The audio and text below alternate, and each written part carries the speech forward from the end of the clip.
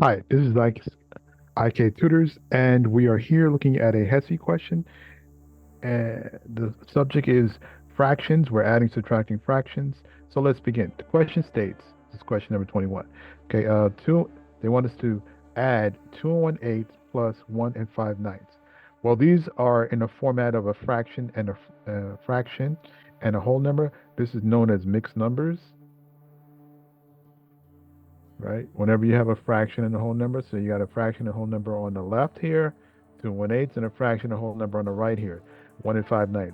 We cannot do any arithmetic in this format. We have to first put them both in fractional format. So how do we do that? We have to convert a mixed number, right, into a fraction. We're going to get what's called a improper fraction, meaning the denominator is going to be smaller than the numerator. So this is how we do this. We're going to multiply the denominator. Let's work on the first fraction here. 8 by the whole number 2, and then add the 1 to it in the numerator. And that'll give us our new numerator for that fraction. Okay, so we're converting mixed number to fraction. To be more precise, we're going to convert to improper fraction, meaning the denominator is going to be smaller than the numerator. Right. And the way we do that is we multiply the denominator. So for the fraction on the left here, 2 and 1/8, we're going to multiply 8 times 2, which will give us 16. And then we're going to add the 1. So we're going to get 8. We're going to keep the denominator 8, but then what we got when we multiplied the 8 times 2 plus 16, you add the 1, we got 17. That's going to be our new numerator. Now, these are equivalent fractions. One is a mixed number, and one is an improper fraction. And now we're going to do the same with the fraction on the right. We're going to multiply the denominator, 9 times 1, which gives us 9, and add that to the numerator. So then we're going to keep the original denominator, and that number that we got is going to be the new numerator. So 9 times 1 is 9, plus 5 is going to give us 14.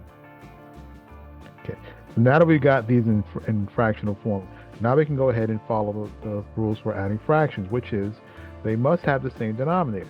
Okay, as you can see, the denominators for these two fractions are different. It's 8 and 9. So what do we do?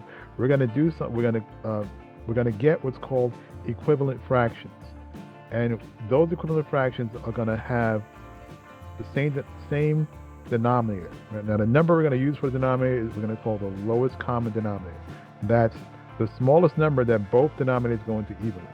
So how do we find those? Well, there's two different methods. When you have large numbers like 8 and 9, the best way to do is to multiply them by each other, right? So 8 times 9 is 72. So our lowest common denominator is going to be 72. Now we're going to write those down, right? Because we're setting up for our equivalent fractions here. So it's 72 here and 72 over here. Right? Now we have to figure out how to get equivalent fractions for each one of these with a denominator of 72. And the way you get an equivalent fractions is you simply multiply the top and bottom of the original fraction by the same number. So what times 8 gave us 72? 9, right? So 9 times 8 gave us 72. So now we're going to do to get an equivalent fraction is simply multiply the top by the same number. So 9 times 17. When we do that on our calculators, we're going to get 153. So we have 153 over here. That's the first fraction. And then we're going to do the same process with the other fraction. Again, we have to multiply the top and bottom by the same number to get an equivalent fraction. So we think what number, 9 times what gave us 72? 9 times 8. So we're going to go ahead and multiply the numerator by the same number to get an equivalent fraction. So 8 times 14 going to give us 112. 112. Now that we have the same denominator, we can go ahead and add the fractions. We cannot add or subtract fractions unless we get the same denominator. That's why we must find an LCD, lowest common denominator, and then write equivalent fractions using the LCD. So when we're adding these fractions, now we have the same denominator. We're going to keep the denominator in the answer, so it's going to be 72, and we're going to add the numerators. So we have 153 plus 112, which gives us 265.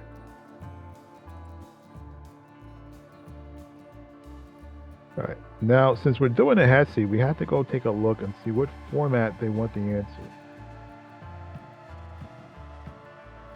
All right. So if you look at the answer list for this particular question, they want the format in mixed number notation. Right now we have an improper notation, improper fraction notation, which is the denominator is smaller than the numerator. So we're going to have to now go backwards and convert now an improper fraction to a mixed number, and I'll show you how to do that as well. So first we converted, originally we had to convert the mixed numbers to improper fractions to get fractions that we could then add.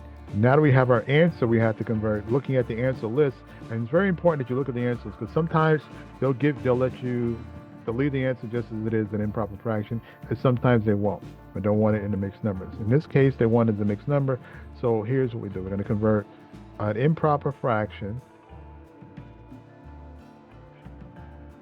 I'm just going to put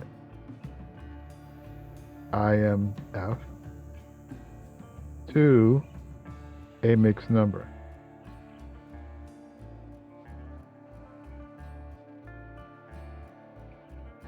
So when doing this, we have to realize that one, we're going to keep the denominator. So we have a denominator of 72, okay?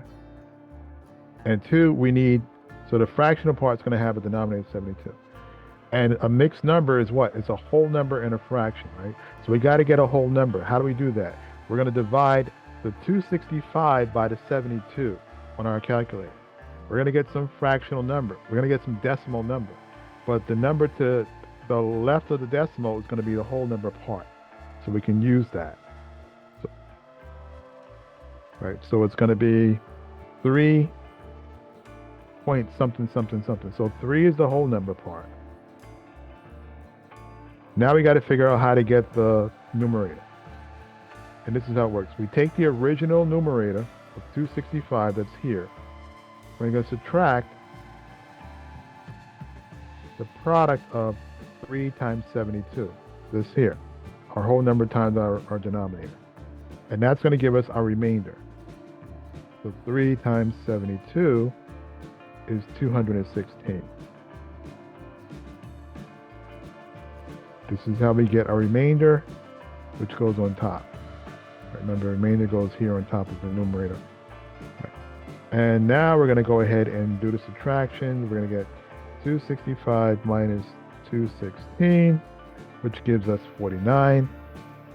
So our answer is going to be, get rid of this multiplication, 3 and 49 70-seconds.